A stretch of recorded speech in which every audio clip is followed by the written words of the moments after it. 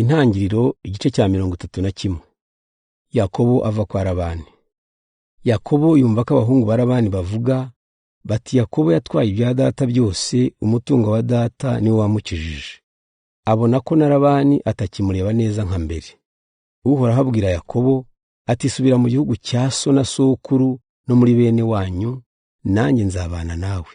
Yakobo atumira Rasheli na Leya bamusanga mu rwuri, arababwira ati ndabona so atakindeba neza nka mbere, ariko Imana ya data iri kumwe nanjye. Murabizi nakoreye so n'imbaraga zanjye zose, ariko yagiye andiganya, yahinduye ibihembo byanjye inshuro 10. Nyamara Imana ntiyatumye bigira icyo bintwara. Uko Labani yavugaga ati igihembo cyawe n'iz'ibitobo, umukumbi wose wabyaraga ibitobo. Yavuga ati igihembo cyawe n'iz'ibihuga, umukumbi wose ukabyara ibihuga. Uko niko Imana yatse se amatungo ikayampa. Igihe amatungo yashakaga kwima, narose amapfizi y'ihene y'ibihuga n'ay'ubugondo n'ay'ibitobo ariyo y'iminyagazi. Muri izo nzozi umumarayika w'Imana arampamagara ati Yakobo. Ndamwitaba ntikarame.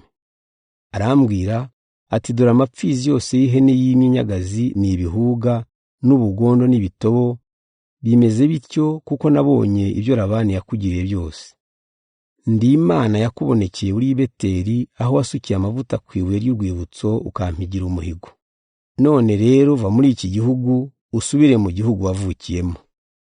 Rasheli na Leya baramusubiza bati n'ubundi nta munani cyangwa umugabane tugifite kwa data. Adufata nka rubanda, yaratugurishije arya ibiguzi wadutanzeho. Ubu butunzi bwose Imana yatse data bubaye ubwacu n'abana bacu. None kora ibyo Imana yagutegetse byose. Nuko Yakobo ashyira abana n'abagore be ku ngamiya, ajyana n'amatungo ye yose n'ibintu byose yari yararonkeye muri Mezopotamiya. Atangira urugendo rwo gusubira kwa se Izaki mu gihugu cya Kanani. Icyo gihe Labani yari yagiye gukemuza amatungo, Rasheli amwiba ibigirwamana bye. Yakobo yabaye inyaryenge, yigendera adasezeye kuri Labani w'umunyasiriya. Yajyanye ibyo yari atunze byose yambuka uruzi rwa Efurati, agenda yerekeje mu misozi y'i Gileyadi. Labani akurikira Yakobo. Ku munsi wa gatatu babwira Labani ko Yakobo yigendeye. Labani ajyana na bene wabo, amukurikira iminsi 7 kugeza ubwo yamusanze mu misozi y'i Gileyadi. Nijoro Imana ibonekera Labani w'umunyasiriya mu nzozi, iramubwira iti wirinde kugira icyo ubwira Yakobo cyabangamira urugendo rwe. Yakobo yari yashinze amahema ye kuri umwe mu misozi y'i Gileyadi, nuko Labani na bene wabo bahageze nabo bahashinga yabo. Labani abaza Yakobo ati ibyo wakoze ni ibiki? Kuki wagiye utansezeyeho ukajyana abakobwa banjye nk'aho ari iminyago? Watewe n'iki kugenda rwihishwa utambwiye kandi utanansezeyeho?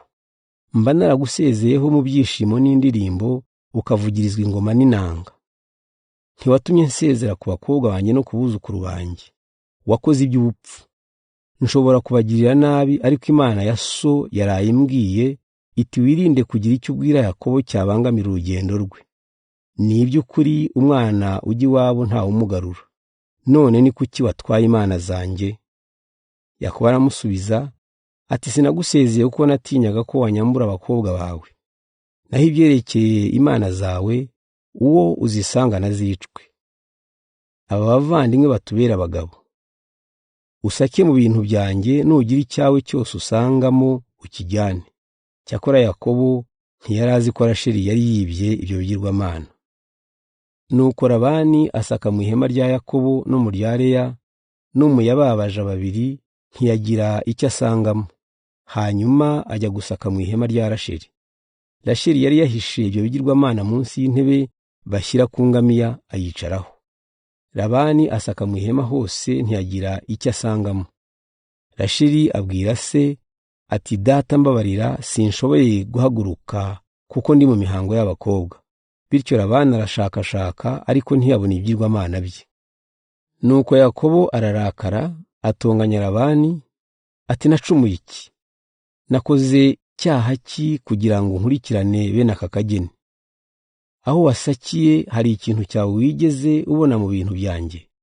Ngaho cyereka abavandimwe badukiranure. mu myaka 20 twamaranye nta ntama yawe cyangwa ihene yawe yigeze iramburura, nta n'imfizi n'imwe yo mu mukumbi wawe nariye. Iyo itungo ryicwaga n'inyamaswa nararikurihaga, hagira iryigwa ku manywa cyangwa nijoro ukarinyishyuza. Ku manywa izuba ryarantwikaga, nijoro nkicwa n'imbeho, kandi sinigere ngoheka.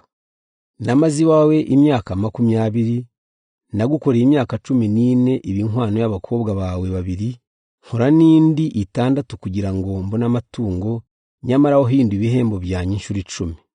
Iyo ntabana n'Imana ya Aburahamu ariyo data Izaki yatinyaga, wowe waransezereye amara masa.